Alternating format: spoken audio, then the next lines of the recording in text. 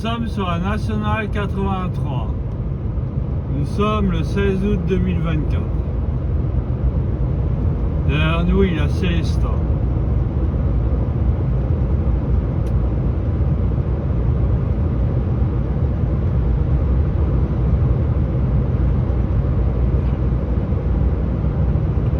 Ok Google,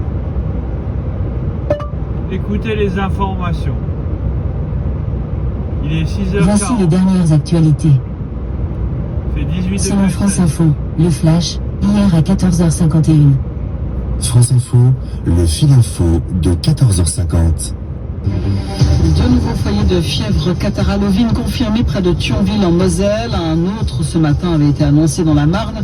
La maladie de la langue-boue qui affecte les moutons et les bovins s'étend également en Allemagne, en Belgique, au Royaume-Uni et s'accélère aux Pays-Bas où 3800 foyers ont été repérés. Le virus ne présente aucun risque pour l'homme.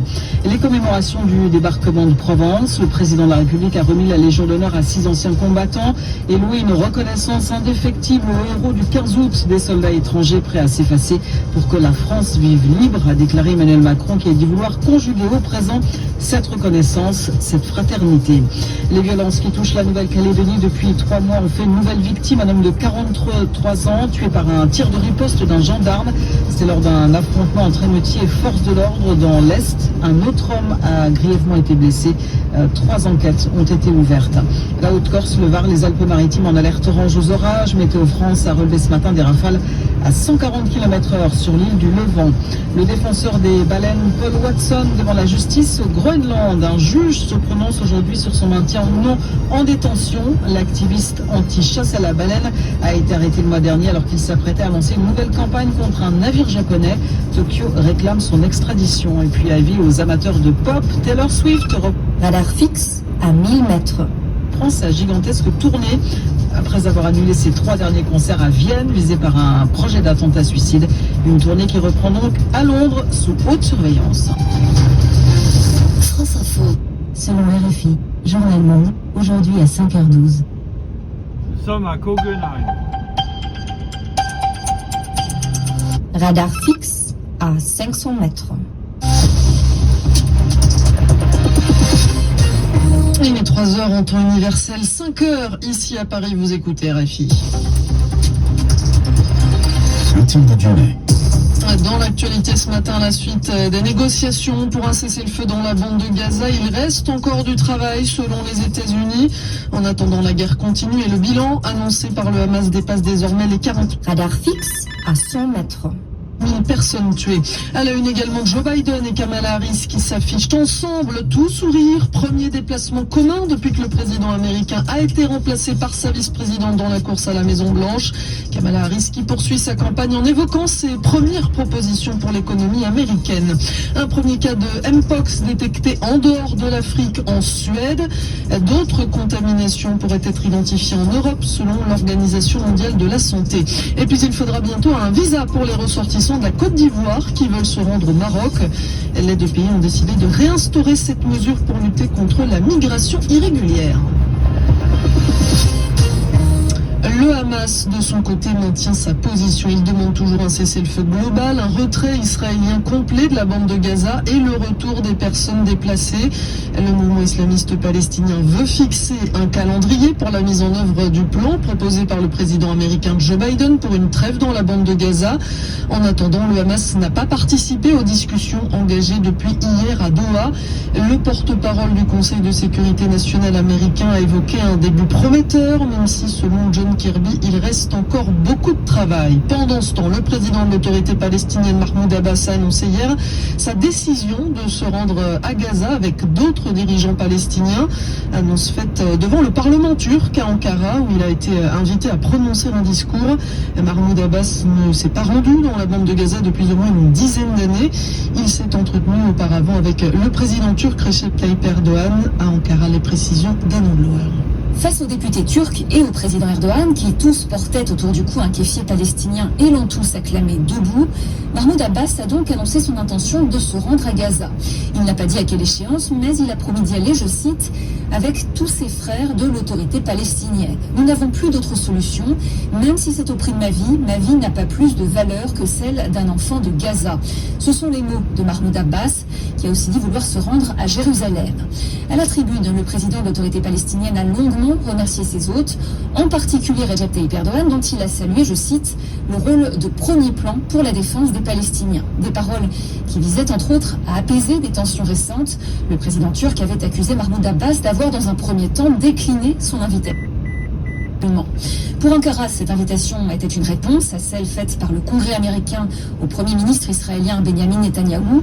Elle visait aussi à rééquilibrer la balance aux yeux de ceux qui l'accusent d'être trop proche du Hamas, au détriment des autres factions palestiniennes, notamment du Fatah de Mahmoud Abbas.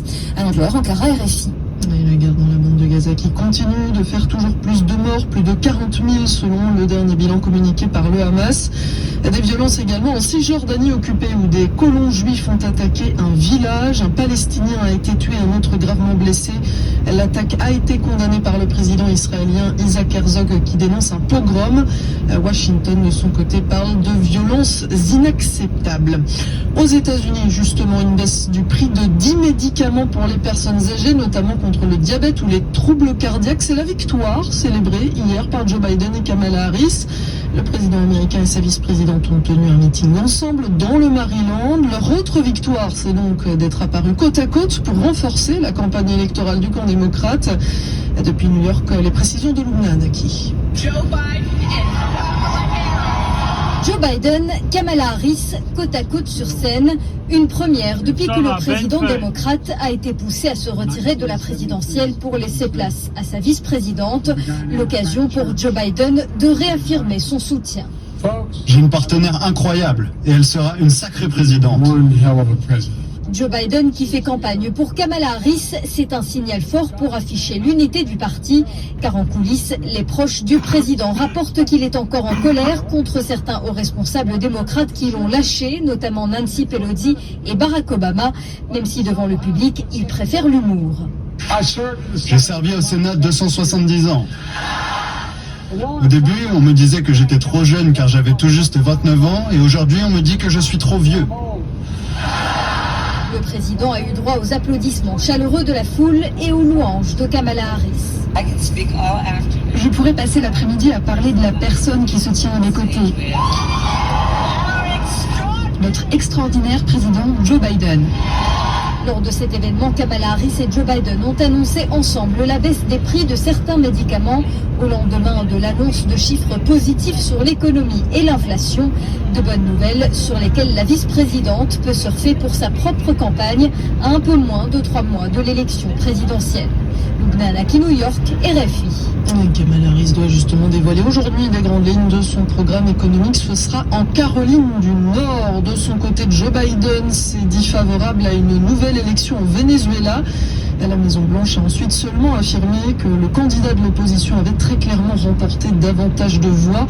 Le Brésil et la Colombie appellent en tout cas le Venezuela à organiser une nouvelle élection présidentielle. Depuis plus de 2 semaines, la reconduction de Nicolás Maduro à la tête du pays est contestée par l'opposition qui revendique la victoire et qui refuse donc d'organiser un nouveau scrutin. La même position du côté de Nicolás Maduro. Et puis toujours au Venezuela, le Parlement vient d'adopter une loi sur les ONG.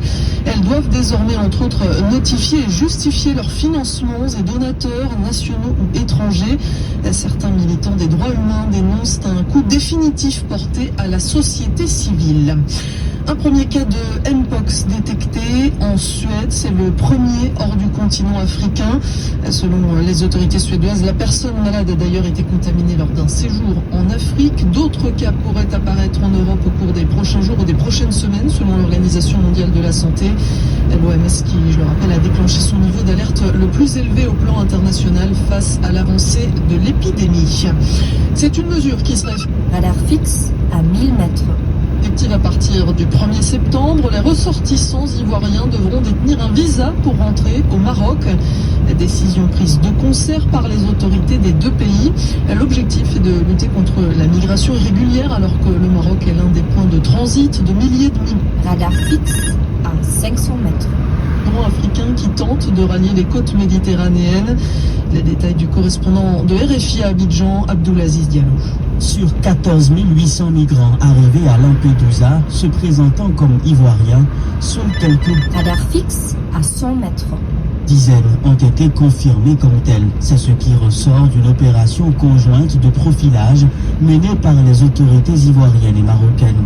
Des chiffres qui révèlent l'existence de réseaux parfaitement organisés, disposant de spécimens de faux passeports et de cachets contrefaits, indique le communiqué du ministère ivoirien des Affaires étrangères. La réinstauration du visa d'entrée au Maroc pour tous les détenteurs de passeports ordinaires ivoiriens permettra d'assécher les sources d'approvisionnement des réseaux de faussaires en renforçant ipso facto la crédibilité du passeport ivoirien et la sécurité nationale, insiste le document. La mesure va durer exceptionnellement 2 ans. Cependant, ne sont pas concernés les citoyens marocains désireux de se rendre en Côte d'Ivoire, les Ivoiriens détenteurs de passeports diplomatiques ou de services, ainsi que les bénéficiaires de visas Schengen des Émirats Arabes Unis, des États-Unis d'Amérique ou du Canada. Abdoulaziz Diallo, Abidjan, RFI. Il est 3h08 en temps universel, 11h08 à Pékin. La Chine va limiter les exportations d'antimoine, un métal rare utilisé pour ses qualités de retardateur de feu dans différents secteurs de l'industrie. À partir de la mi-septembre, il faudra donc obtenir une autorisation des autorités chinoises, Altine Lazage, pour pouvoir exporter ce minerai du pays. Dans son annonce, le ministère chinois du Commerce souligne que cette mesure vise à protéger les intérêts nationaux et la sécurité. En effet, l'antimoine est un minerai stratégique. Il est utilisé dans les matériaux résistants au feu, dans la fabrication de batteries, de panneaux photovoltaïques ou encore dans l'industrie de l'armement. Et un contrôle sur les exportations de ce métal pourrait poser des soucis aux industries des pays occidentaux dont la rivalité avec l'Empire du Milieu ne cesse de croître. Car la Chine est le plus grand producteur d'antimoine, 48% de la production mondiale en 2023. Depuis l'an dernier, Pékin continue de restreindre l'exportation de certains minerais stratégiques et des technologies qui permettent de les produire. La Chine a déjà mis en place des restrictions de ses exportations de graphite, de gallium et de germanium. Et à chaque fois, les autorités de Pékin mettent en avant la nécessité de sauvegarder les intérêts nationaux du pays. Altine Lazage. Et puis la Corée du Sud vient de battre un record météorologique qui datait de presque 120 ans. Séoul a enregistré sa 26e nuit tropicale consécutive, ce qui veut dire que les températures n'ont pas baissé en dessous de 25 degrés entre le lever et le coucher du soleil. Il est 5h10 à Paris. Bon réveil sur RFI. Selon RTL, le journal, aujourd'hui à 5h45. Lidl, réélu encore et encore, meilleure chaîne de magasins de l'année dans la catégorie supermarché. Allô patron? Alors, écoute ça, en ce moment, avec l'appli Lidl Plus, ils font des écouteurs True Wireless Bluetooth garantie 3 ans à 12,99€ au lieu de 19,99€, moins 35%. Des écouteurs True Wireless Bluetooth à 12,99€? Vous n'avez rien entendu. Commande vocale, gestion des appels et de la musique pour jusqu'à 4 heures de musique non-stop. J'entends surtout qu'on est mal. Lidl, le vrai prix des bonnes choses. 2 centimes d'éco-participation. Offre valable jusqu'à épuisement des stocks. Plus d'informations sur Lidl.fr. Les informations sur RTL avec Rachel Saladin. Bonjour Rachel. Bonjour Peggy, bonjour à tous. Le bureau enquête accident pour la sécurité de l'aéronautique saisi après l'accident mortel de Rafale. Il est chargé de faire la lumière sur les circonstances exactes qui ont conduit à la collision des 2 avions de chasse rattachés à la base aérienne de Saint-Dizier en Haute-Marne. C'était avant-hier, un drame qui a causé la mort du lieutenant Mathis Laurence et du capitaine Sébastien Mabir. En exclusivité, RTL a pu recueillir le témoignage du frère de ce dernier, Nicolas Mabir. Pour moi, c'est un héros autant que Léon Marchand ou Teddy Riner, vous voyez. C'est de ce niveau-là, c'est des héros de ce niveau-là. D'ailleurs, mon frère était un admirateur de ces sportifs. C'était quelqu'un qui était très dynamique, et voire même un petit peu trop, puisque dans ses années de collège-lycée, il était un peu turbulent. Et en fait, dans une discussion un jour avec mon père, ils se sont retrouvés tous les deux, et mon frère a dit papa, j'ai vu qu'il y avait un concours pour rentrer militaire, et je veux faire ça. Ça va me canaliser, j'ai besoin de ce cycle-là, de cet environnement-là pour grandir et m'épanouir. Et il l'avait tout de suite compris à 16 ans. Et le Rafale, pour lui, c'était son bijou. Il a vu un Rafale pour la première fois, il le racontait. Et il a vu au Bourget. Moi, j'étais allé aussi au salon du Bourget ce week-end-là avec mon père, mais oui, j'avais vu des avions, c'était joli, c'était sympa et tout, mais ça en est resté là. Non, mon frère, il a fait une fixette, il a dit moi, je veux être dans cet avion-là, et il a vu toute sa vie après à cet avion Rafale qui était présenté à ce moment-là, parce que c'était quand même il y a longtemps, c'était encore un avion qui était... Et puis il a fait sa carrière sur cet avion. Un document RTL signé Élie Bonin, le capitaine Sébastien Mabir et le lieutenant Mathis Laurence recevront les honneurs militaires la semaine prochaine lors d'une cérémonie présidée par le ministre des Armées. Et l'actualité internationale, ce matin, Israël et les États-Unis condamnent fermement une attaque de colons juifs sur un village palestinien en Cisjordanie. Qualifiée de pogrom par le président israélien Isaac Herzog, cette attaque a fait un mort et un blessé grave selon les autorités palestiniennes. En parallèle, les négociations en vue d'une trêve dans la bande de Gaza doivent se poursuivre aujourd'hui au Qatar. Les États-Unis ont salué des débuts prometteurs hier. L'armée ukrainienne affirme continuer sa progression dans la région russe de Koursk et revendique le contrôle de 82 localités. De son côté, la Russie dit avoir repris un village. Y a-t-il un risque de propagation du Mpox en Europe? C'est la crainte de l'Organisation mondiale de la santé, particulièrement virulente en Afrique. Cette maladie, anciennement appelée variole du singe, a infecté une personne en Suède, une personne touchée par un variant plus contagieux et dangereux. Et puis, pont du 15 août oblige, les vacanciers sont attendus en nombre sur les plages, mais aussi sur les routes. Oui, et pour certains, les vacances touchent à leur fin. Résultat, Bison Futé voit orange dans le sens des retours, rouge même sur un large quart sud-est. Vos conditions de circulation en temps réel sur RTL.fr et l'application RTL. Et puis si vous êtes sur la route ce soir, vous pourrez retrouver RTL Foot. Votre émission reprend du service dès 20h et jusqu'à 23h avec Philippe Sansfourche qui vous fait vivre en direct la reprise de la Ligue 1. Dans 600 mètres, au rond-point, prendre la première sortie sur rue de Lyon, D1083. Le Havre PSG, coup d'envoi à 20h45. Merci Rachel Sadodine, on vous retrouve tout à l'heure à 6h30 aux côtés de Stéphane Boutsock. À tout à l'heure. Mais U peut-on trouver 4 fruits et légumes à prix coûtant chaque semaine? Dans les magasins U, il y a des avocats affinés à prix coûtant et à seulement 1,74€ le lot de 2. Allez, c'est une urgence. Ça, c'est sûr. Retrouvez chaque semaine 4 fruits et légumes à prix coûtant. Du 15 au 17 août dans vos magasins U, les avocats affinés à prix coûtant sont à seulement 1,74€ le lot de 2, soit 87 centimes d'euros la pièce. U, commerçant autrement. Calibre 203-243 grammes, variété As, origine Pérou, Afrique du Sud ou Kenya, selon arrivage en magasin. Par modalité et magasin participant sur magasin-u.com. Selon RTL L'Angle Écho, hier à 7h56.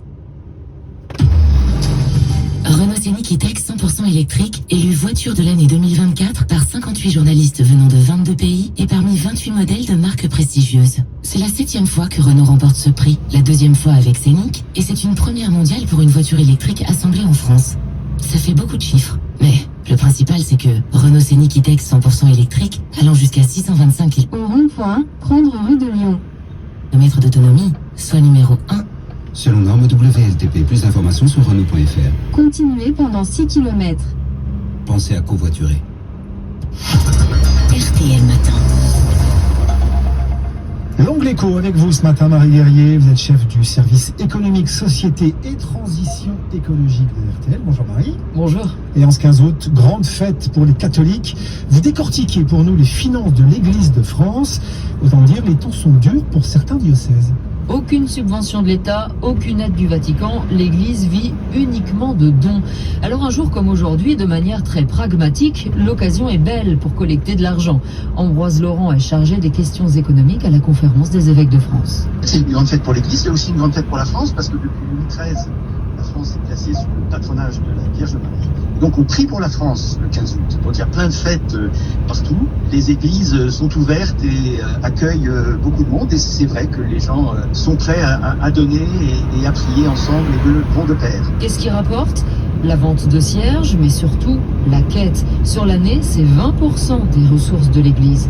En ajoutant le casuel, c'est-à-dire ce que les catholiques donnent pour la célébration des baptêmes, mariages, funérailles, et les offrandes de messe, ça c'est quand on paye pour faire dire une messe à une intention particulière, eh bien on arrive à 50% des ressources. Et dernièrement, Marie, on a même entendu parler de paniers de quêtes collectés. Tout à fait. Hugo Hamelin l'a raconté sur RTL à l'occasion de la messe au stade Vélodrome quand le pape est venu à Marseille l'année dernière. 182 paniers connectés vont ainsi circuler dans la foule. C'est le prêtre Romain Hougue, le maître de cérémonie de cette messe, qui nous les présente. Un petit terminal de carte bleue sans contact, et puis sur un écran, vous choisissez le montant que vous voulez donner, 5, 10, 15, 20, 30, 50, c'est mieux si c'est 50, mais vous faites comme vous voulez. Il y a de plus en plus de paniers connectés dans les paroisses et l'Église a remarqué que le montant moyen d'un don par carte bancaire est supérieur à celui d'un don en espèces. Alors vous nous avez dit que ces types de dons représentent 50%, la moitié des ressources courantes. En quoi consiste l'autre moitié ? Eh bien, l'autre moitié, c'est le denier, une collecte annuelle. L'Église recommande aux fidèles de donner 1 à 2% de leur revenu annuel, mais il n'y a pas d'obligation et en tout cas, on peut le déduire en partie de ses impôts. Le denier sert à payer les salaires des 5000 laïcs qui travaillent pour les diocèses et à payer aussi le traitement des quelques 12 000 prêtres qui touchent 1 000 € par mois. Ces rémunérations ont été revalorisées de 2,5% en 2022 pour faire face à l'inflation. Si on fait les comptes, ça représente combien de millions d'euros de dons ? Les derniers chiffres en 2022, au global, dons et deniers, l'Église a collecté 591 millions d'euros, en augmentation après le gros trou d'air de 2020, année Covid, quand les fidèles ne pouvaient pas assister à la messe. Il y a des legs aussi, chaque année, eux, on les classe dans la case ressources exceptionnelles. Alors précision importante, ces millions, ce n'est pas une caisse commune avec redistribution à part équitable entre diocèses. Chaque diocèse vit des dons et du denier versés dans son diocèse. Et il y a de grandes disparités. Selon le dernier bilan, près d'un tiers des diocèses enregistrent une baisse de ressources. La pratique religieuse diminue, le nombre de donateurs aussi, 200 000 en moins sur les 4 dernières années. Certains diocèses, souvent ruraux et moins peuplés, sont dans le rouge. C'est le cas de la Corse, par exemple. Dans 3 km, prendre la sortie A35 en direction de Strasbourg. Des diocèses qui, avec les dons, ne parviennent plus à couvrir leurs dépenses de fonctionnement qui, en parallèle, ont fortement augmenté avec l'inflation et la flambée des prix de l'énergie. Ça veut dire, Marie, que les diocèses les plus riches n'aident pas les diocèses en difficulté ? Utilisez la voie de droite pour prendre la bretelle M353. Dans 600 mètres, rejoindre M353. Non, parce qu'il y a une règle rappelée par Ambroise Laurent. Les communautés chrétiennes sont autonomes et responsables. Et donc, si on commence à mettre en place des financements de certains au profit d'autres, on entre dans un système de subvention et un peu d'assistanat. C'est pas l'esprit. L'esprit, c'est de dire les communautés doivent équilibrer leur fonctionnement. Autonomie, responsabilité, contrôle, rigueur. De fait, les solutions, c'est d'abord restreindre les dépenses d'effectifs, dépenses immobilières, faire le ménage et effectivement se séparer de presbytères, de maisons, vous voyez, se séparer de ce qui ne sert plus à rien. Alors il y aurait aussi une réflexion à mener sur la cartographie et le nombre de diocèses. En France, il y en a une centaine, en gros 1 par département. En regrouper certains, 2 par 2, permettrait une mutualisation des ressources. L'onde l'écho avec vous, Marie. Selon BFM, invité Good Morning Business, avant-hier à 9h05. Avec Shopify, obtenez tous les bons outils pour vendre. Des outils de design pour développer votre marque, des outils de marketing pour susciter l'intérêt de plus de clients et des outils de vente pour élargir votre champ d'action. En ligne, sur médias sociaux, en personne et bien plus encore. De la petite entreprise à la multinationale, les outils de Shopify supportent votre croissance. Vous pouvez ainsi vous concentrer sur ce que vous faites le mieux. Inscrivez-vous à une période d'essai à 1 € par mois sur shopify.fr/test. Rendez-vous sur Shopify. Dans 3 km, prendre la sortie en direction de Strasbourg, .fr/test pour faire passer votre marque au niveau supérieur dès aujourd'hui. BFM Business et RMC Découverte présentent Good Morning Business, la matinale de l'économie. 6h58, vous êtes bien sur Good Morning Business, la matinale de l'économie. Nous sommes ensemble jusqu'à 9h. Au sommaire, les cours de l'or à un plus haut historique, nouveau record battu quasiment tous les jours. L'once d'or s'approche désormais des 2500 $, 17% de plus depuis le début de l'année. Plus d'informations dans le journal à suivre. L'actualité, ce sont encore les répercussions des Jeux Olympiques. Les restaurants et les hôtels font leur compte. On verra cela avec l'Union des métiers des industries de l'hôtellerie. Le représentant de la restauration sera notre invité à 7h45. Les Jeux Olympiques dont la retransmission a été assurée par un seul opérateur, Orange, plus de 400 000 km de fibres tirées pour l'occasion afin de relier les sites des épreuves et assurer une diffusion mondiale. Comment sécuriser, entretenir ces millions de kilomètres de fibres optiques? Nous poserons la question à Jean-François Fallacher, le directeur général d'Orange France. Il sera notre invité à 8h15. Mais tout de suite, le point sur l'actualité avec Esther Abitbol.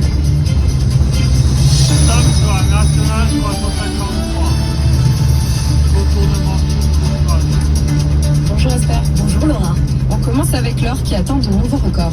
Oui, l'once bat en ce moment quasi quotidiennement de nouveaux records historiques. Elle flirte désormais avec les $2500 contre moins de $2000 il y a tout juste un an. Valeur refuge et investissement sûr, l'or attire de plus en plus, notamment en période de crise financière, car son cours ne risque pas de s'effondrer. Autre raison. Dans 600 mètres, prendre la sortie en direction de Strasbourg, Neuhof. De cette hausse, le contexte géopolitique avec une éventuelle riposte iranienne contre Israël. Depuis le mois de janvier, Marie-Cœur de Roy, le cours de l'or a augmenté de 17%. Un actif sans risque qui prendre la sortie en direction de Strasbourg. Prendre la valeur, cet idéal des investisseurs, c'est l'or qui l'incarne le mieux aujourd'hui. Face à la fragilisation des autres placements, la ruée vers l'once est partie d'Asie.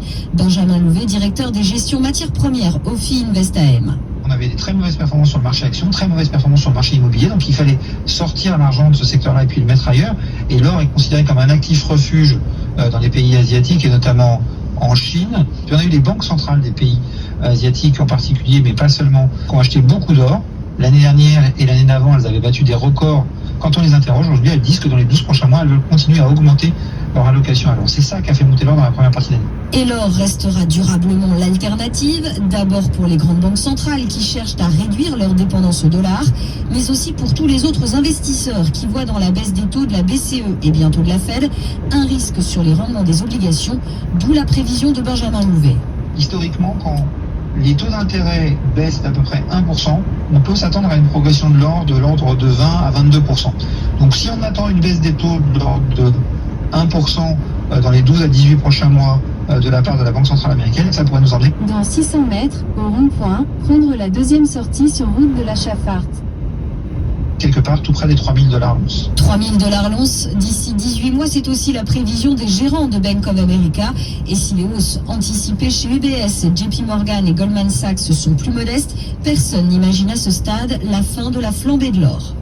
On en vient maintenant à cette technologie qui a été fortement sollicitée pendant les Jeux Olympiques, la fibre optique. Entre les lieux des épreuves, ceux des entraînements et le village olympique, plus de 100 sites ont été connectés. Au total, près de 400 000 kilomètres de fibre optique ont été tirés lors des Jeux de Paris. Un réseau aussi puissant que fragile, Jean-Baptiste Huet. Comment sécuriser et entretenir plus de 50 millions de kilomètres de fibre optique? C'est tout le Au rond-point, prendre route de la Chaffart. problème auquel sont confrontés les opérateurs télécoms. On l'a vu récemment avec des sabotages pendant les JO. Le réseau fibre a été vandalisé dans plusieurs... Continuez pendant 5 km. région. À Paris, il aura suffi d'une fouine pour mettre KO la fan zone du château de Vincennes. Bref, plus largement ces dernières années, le déploiement du plan très haut débit et ses plus de 20 milliards d'euros a mis en évidence les limites de la fibre, sa fragilité, tout particulièrement dans les zones peu denses. Ces campagnes où des dizaines de kilomètres de fibre serpentent de poteaux en poteaux à la merci de la première branche d'arbre tombée. Autre motif de fragilité, les opérateurs qui ont délégué la pose de cette infrastructure critique à des sous-traitants parfois peu scrupuleux. Certaines installations s'apparentent à du bricolage. En zone urbaine, des armoires fibres, les NRO, peuvent davantage ressembler à des plats de spaghettis. L'an dernier, l'ARCEP, le régulateur, a d'ailleurs fait face à un nombre record de plaintes liées à la fibre. L'objectif du plan français est une couverture pour tous en très haut débit pour 2025. Un chantier bien avancé, initié il y a à peine plus de 10 ans. Seulement, vitesse de déploiement ne rime pas forcément avec résilience. Alors comment sécuriser ce réseau de fibre optique? Nous poserons la question à 8h15 à Jean-François Fallacher, il est directeur général d'Orange France.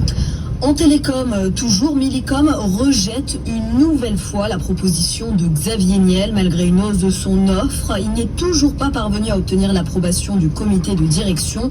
En juillet dernier, le fondateur de Free avait proposé 3 milliards d'euros pour acquérir les actions de l'entreprise de télécommunications luxembourgeoise. Au chapitre des entreprises maintenant, Decathlon propose au comité international des Jeux Olympiques de commercialiser les tenues des volontaires. Victimes de leur succès, elles se sont rapidement retrouvées sur les sites de vente. L'objet le plus convoité, le fameux bob mis en vente entre 150 et 200 euros, un moyen de garder un souvenir de la compétition. Et justement, depuis les Jeux Olympiques, il n'y a pas que les tenues des volontaires qui sont convoitées, les articles de sport aussi. Certaines enseignes ont vu leur fréquentation augmenter de 30%, un sursaut très attendu qui relève un peu les mauvais résultats du début d'année. Zidane Azouzi avec Virgile Caillé. Chez Decathlon, partenaire officiel, la fréquentation globale a augmenté de 14% depuis le début des jeux dans ses magasins et de 10% sur son site internet. L'entreprise indique aussi avoir vendu 40% de produits de plus que prévu avec la licence Géant. Idem chez Intersport qui a su tirer son épingle du jeu. L'enseigne se félicite d'une poussée à 2 chiffres de son chiffre d'affaires. Le magasin du Forum des Halles à Paris a noté une demande croissante des maillots siglés Paris 2024. Comme chaque Olympiade, l'été est un pic d'activité pour les articles de sport, mais aussi pour les nouveaux adhérents dans les clubs. Mais les chiffres de cette année sont inédits, souligne Virgile Caillé, délégué général de l'Union Sport et Cycle. C'est un phénomène qu'on rencontre lors de chaque grande compétition internationale de cette envergure. Il y a toujours une augmentation à la fois de la pratique et mécaniquement de la consommation. En général, on l'estime de l'ordre de 10%, mais il est évident que compte tenu des jeux tout à fait exceptionnels que nous avons pu vivre, eh bien, on s'attend à un afflux de pratiquants sportifs de l'ordre de 20 à 25% pour certains sports. Désormais, les jeux clôturés, l'engouement va-t-il perdurer ? Si les activités sportives extérieures sont en véritable hausse, pas de sursaut en intérieur. Les salles de sport, elles, continuent de tourner au ralenti. C'est une bonne nouvelle pour les familles. Dans moins de 3 semaines, c'est la rentrée scolaire et le prix des fournitures est en légère baisse. Oui, selon l'association Famille de France, l'addition recule de 1%, portant le montant du panier moyen à 220 euros, soit 6 euros de moins que l'année passée. Un recul lié au ralentissement de l'inflation. Celle-ci est passée de 5% en décembre 2023 à 2% en juin dernier. Si vous avez prévu d'aller faire vos achats scolaires, vous vous laisserez probablement tenter par un nouveau livre. 459 nouveaux romans sont attendus dans les prochaines semaines, dont les premiers sortent déjà aujourd'hui, un chiffre en baisse alors que le secteur essaye d'éviter les excès depuis plusieurs années. Valentin Gris. Mélissa D'Acosta, Amélie Nothomb, Gaël Faye ou encore Alice Zéniter, les stars de la littérature française, seront de retour en rayon d'ici la mi-octobre avec un volume un peu moindre. 459 nouveaux romans seront publiés cet été contre 466 en 2023. C'était 490 en 2022. Les éditeurs sont tous d'accord, il faut au moins publier d'Arnaud Lagardère chez Hachette à Denis Oliven pour Editis. Mais difficile de refuser les auteurs fidèles ou d'arrêter de publier les nouveaux talents de peur qu'ils filent à la concurrence. Les éditeurs vont d'ailleurs plutôt bien malgré l'excès de l'offre, avec des chiffres d'affaires en hausse de 4,9% en valeur depuis 2019, 1% de plus en volume. Les principaux perdants sont plutôt les auteurs et les libraires qui payent l'éparpillement de l'offre. Selon le syndicat de la librairie française, la librairie est l'un des secteurs avec les marges les plus faibles, 1% à peine. La multiplication des titres rend difficile l'approvisionnement et fait souffrir des segments entiers, comme la littérature étrangère, moins bien référencée. Et cette année, les livres ne remportent donc pas un franc succès, mais les poèmes ont le vent en poupe. Après plusieurs années difficiles, les ventes de poésie connaissent une forte augmentation. En revanche, Léa Araujo, le public ciblé n'est plus le même. La poésie séduit un nouveau public et la nouvelle génération. Depuis quelques années, les ventes de recueils augmentent, plus de 18% cette année. Frédéric Brun, directeur des éditions Poésis. Auparavant, on disait qu'un recueil de poésie qui atteignait 500, 600, 800 exemplaires, c'était... Dans 300 mètres, au rond-point, prendre la première sortie et continuer sur rue de la Rochelle. Déjà un bel accueil pour un poète. Maintenant, pour certains, on parle plutôt de milliers d'exemplaires. Des formats courts et une exposition sur les réseaux sociaux profitent à certains auteurs, comme Rupicor, suivi par plus de 4 millions d'abonnés sur Instagram. Ce regain d'intérêt pour la poésie s'explique également par l'ambiance qui pousse les lecteurs à chercher d'autres genres littéraires. C'est vrai que le monde actuel devient de plus en plus difficile, hein, et je pense que la poésie permet de se relier à des valeurs profondes et de s'évader. Un engouement à relativiser. Les maisons d'édition indépendantes ont une économie fragile. Au rond-point, prendre rue de la Rochelle. Et doivent redoubler d'efforts pour exister. Merci Esther, on vous retrouve dans une vingtaine de minutes pour un nouveau point sur l'actualité. Continuez sur rue de la Rochelle pendant 1 kilomètre. Et tout de suite, on fait un tour sur les marchés financiers.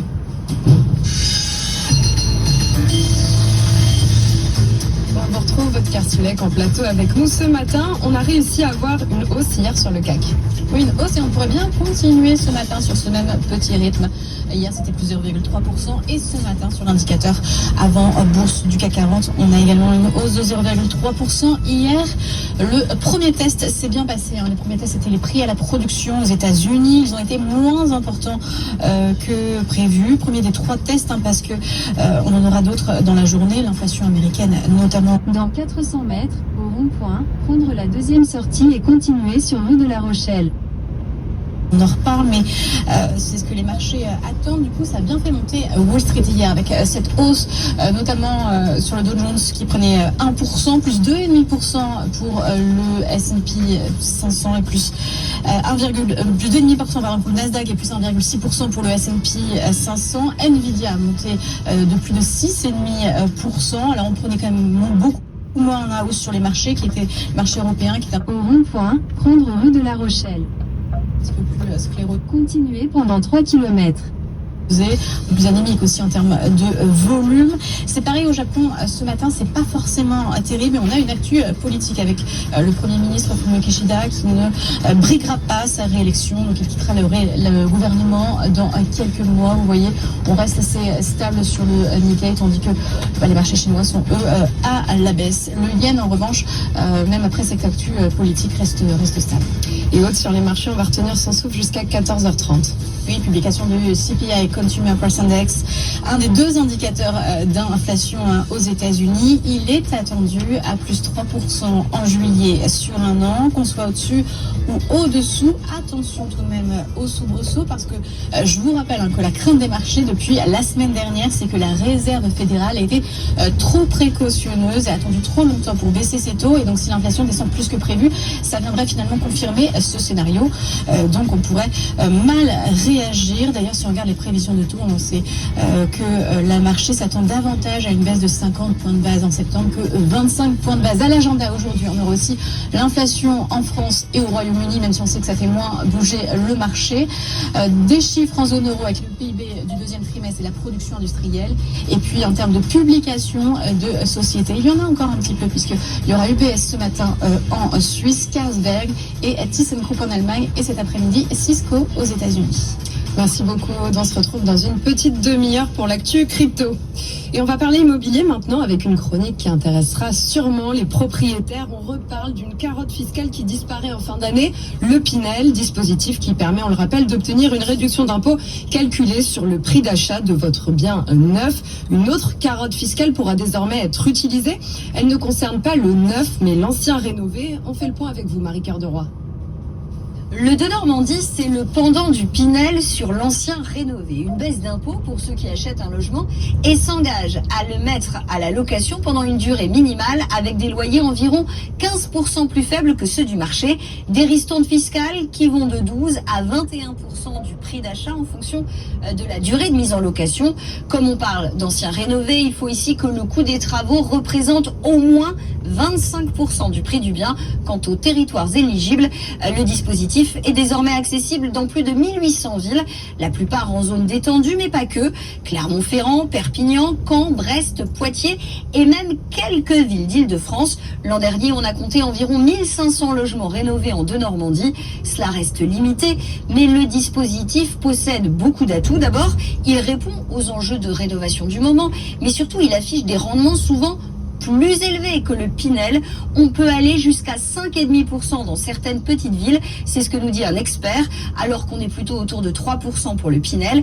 Parce qu'à l'exception de cas où il s'agit de vieilles bâtisses exceptionnelles, il s'agit souvent de logements très peu chers puisqu'ils doivent subir de gros travaux. Les atouts sont tels que les promoteurs en crise réfléchissent à se lancer dans le De-Normandie. Au lieu des seuls terrains, ils iront acheter de vieux immeubles, les rénover et les revendre à la découpe en mode défiscalisé. D'ici là, pour se lancer, il faudra soit cibler soi-même les villes et les biens éligibles, soit en allant voir des opérateurs qui font déjà ça, quelques promoteurs locaux, mais surtout des conseillers en gestion de patrimoine. La chronique IMO avec Marie Cœur de Roi à suivre tout au long de l'été. Et on en vient maintenant à la chronique culture IA. Dans 300 mètres, au rond-point, prendre la deuxième sortie et continuer sur rue du Rhin-Napoléon. À l'intelligence artificielle avec cette question qui risque de se poser plus rapidement qu'on ne le pense. Est-ce que l'IA sera plus forte que votre médecin généraliste? C'est en tout cas ce qui ressort d'une étude publiée par Google. Sa nouvelle IA en cours de développement serait non seulement meilleure que les médecins pour poser le diagnostic, mais étonnant, elle serait aussi perçue comme plus humaine. Le détail avec Anthony Morel.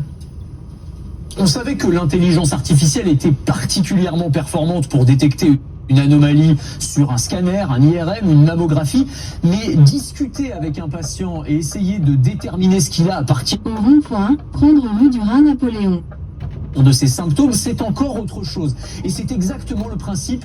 Continuer pendant 1 kilomètre. d'AMIE, A-M-I-E, pour Articulate Medical Intelligence Explorer, un chatbot mis au point par Google qu'on pourrait décrire comme un ChatGPT de la santé. En gros, c'est un chatbot, une IA générative qui a été conçue pour discuter avec des patients et essayer de déterminer leurs problèmes. Dans l'expérience, on a comparé les résultats de l'intelligence artificielle avec ceux de 20 médecins humains à l'aveugle et les résultats sont sans appel. Sur 24 des 26 paramètres jugés, la machine fait mieux que les médecins humains. Alors sur des paramètres comme la précision du diagnostic, ce qui est relativement compréhensible car la machine a énormément de connaissances, mais aussi de manière beaucoup plus étonnante sur des critères comme la politesse, la qualité d'explication de la maladie et même l'empathie. Les réponses de la machine ont été jugées plus humaines que celles des médecins humain. Alors ça ne veut pas dire qu'on va remplacer les médecins humains, je vous rassure tout de suite, et ça ne veut pas dire surtout que l'intelligence artificielle est parfaite. Bon, d'abord,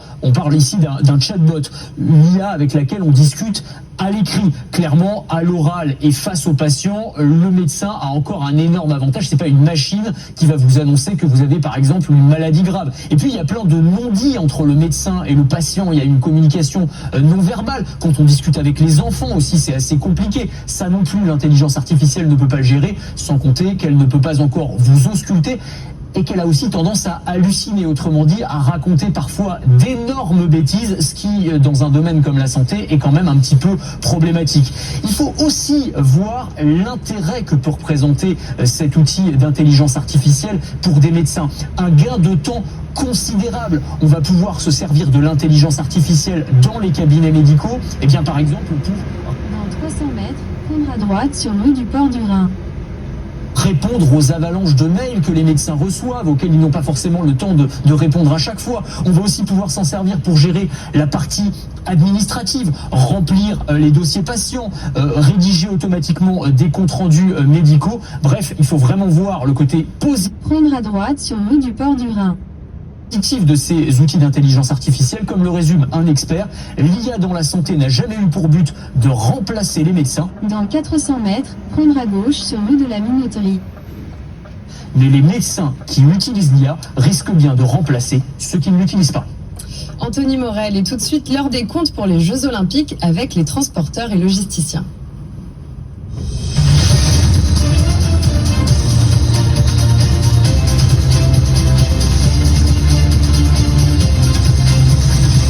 Jusqu'à 9h, Good Morning Business. Un nouveau bilan ce matin des Jeux Olympiques qui ont été sportifs pour un secteur en particulier, celui des transporteurs. On voit ça ce matin avec l'Union des entreprises de transport et de logistique de France et Vincent Leduf, le président. Prendre à gauche sur rue de la Minoterie. Président de sa commission Île-de-France qui est en plateau avec nous. Bonjour. Bonjour Laura, effectivement. Donc TLF, juste quelques mots sur TLF, effectivement, l'Union des entreprises de transport et logistique de France. C'est 8 délégations.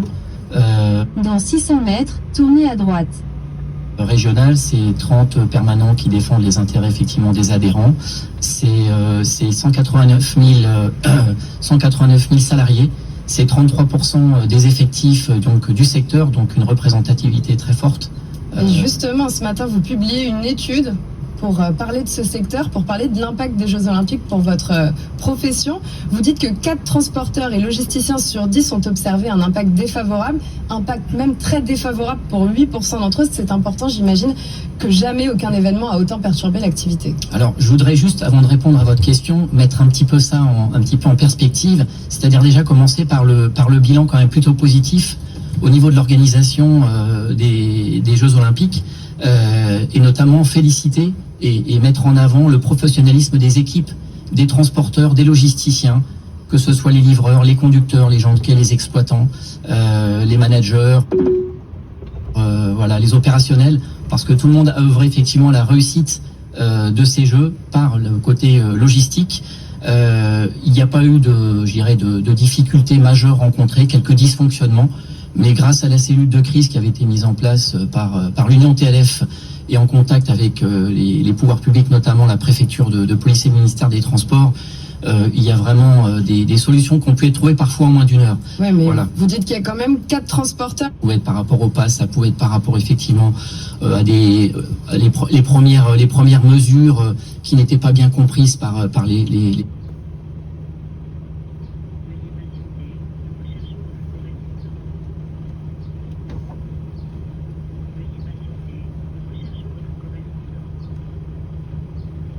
Communication établie.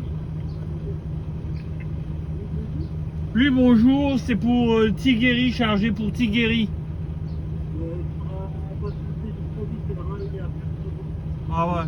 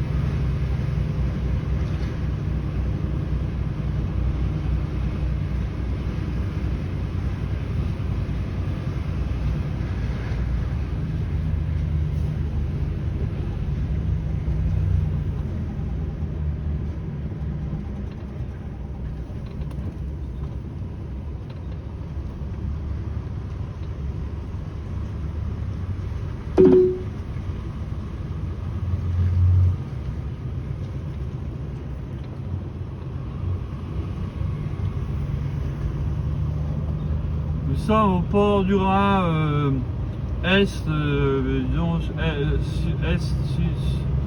nord-est.